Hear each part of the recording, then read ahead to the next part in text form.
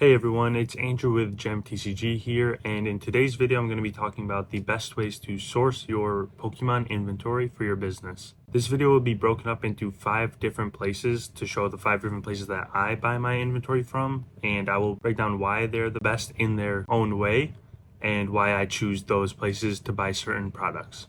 If you're new here, I have a Patreon where I help people start and grow their eBay and TCGplayer stores. So if you want to join that, the link is in the bio or the description of this video. So let's get started. This is an honorable mention, but I think letting your friends and family know that you buy and sell Pokemon cards is a great way to source inventory, especially when you're starting out, because a lot of them have like cards that they don't really use that they would either just give to you for free or for very cheap, which will be very helpful when you're first starting out because buying inventory can be expensive, so any amount helps, especially if you can get it for free.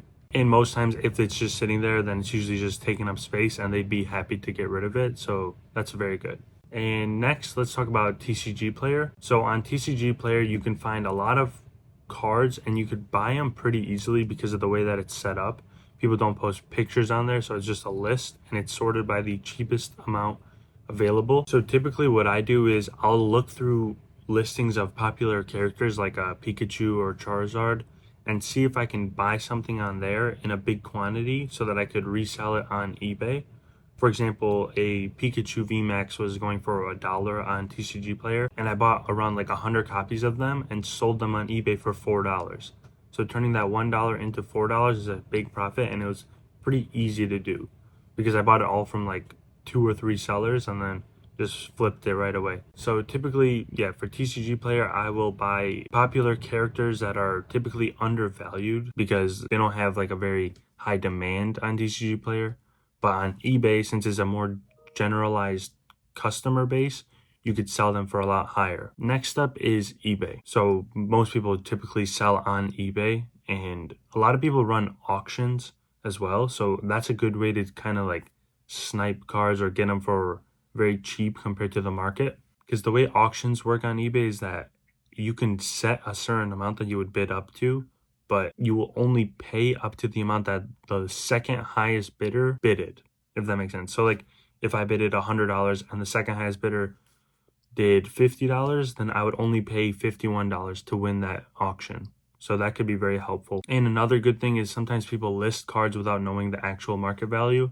So if you can find stuff like that, you could easily buy it and then flip it right away. Another great thing for eBay is that it's typically slower to react to the market changes. Like when cards are getting bought out on TCGplayer, eBay is typically the last to update. So you could easily find some good deals and good ways to buy inventory like that so that you could flip it later while the prices are increasing. Another great thing about eBay is the customer service and the buyer protection. So if you buy something and the seller doesn't ship it, or if it's in the wrong condition, you could easily just return it or get a refund if you contact their support. And most people sell with tracking, so it's easy to keep track of the stuff you buy.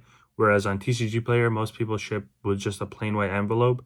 So keeping track of your orders, especially if you make a lot of orders on there, it could be very tedious and hard to keep track of. Another great way to buy your inventory is Marketplace. This is typically where people will sell their collections or old cards that they have. And you could usually find some really good deals on there, but a lot of times the conditions are very bad because it's people that have cards just stocked away for like a few years that haven't touched them. And typically they get like really dirty or old in the meantime. So you have to be pretty careful when you're looking for these deals, but sometimes you can find really good deals. Like for example, a few years ago, I spent like $40 on this bag of cards, and there was I believe it was a Skyridge Gyarados that was like $400, and then there was a Celebi Gold Star that was around $400, and then a Skyridge Gyarados. So I turned that $40 into like $600 after selling everything. So that was a very good return.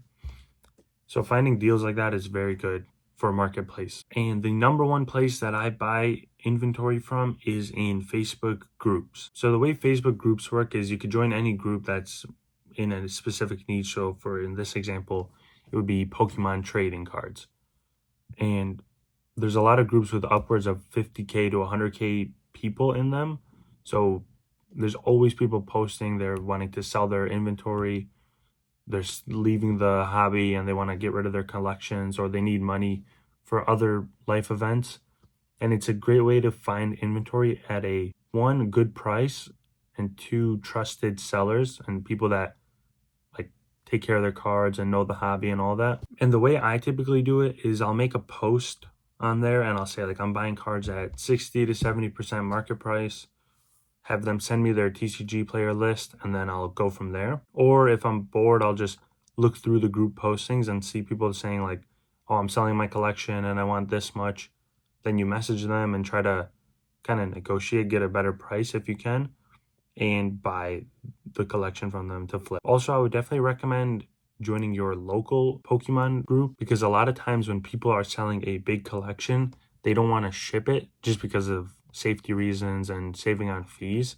So if you can join those groups, then you'll be able to find a lot more higher end deals and bigger collections, because people typically sell bigger collections locally. Also, if you are local, then people are usually more inclined to sell at a lower price because they don't want to ship and all that hassle and worry about getting scammed and all that. So you can usually find pretty good deals in the local groups. Another good thing with the Facebook groups is you can make bulk buy list posts, so that like you'll say like, oh, I'll buy common uncommons 1 cent per card, and then just have all of your rates for different rarities.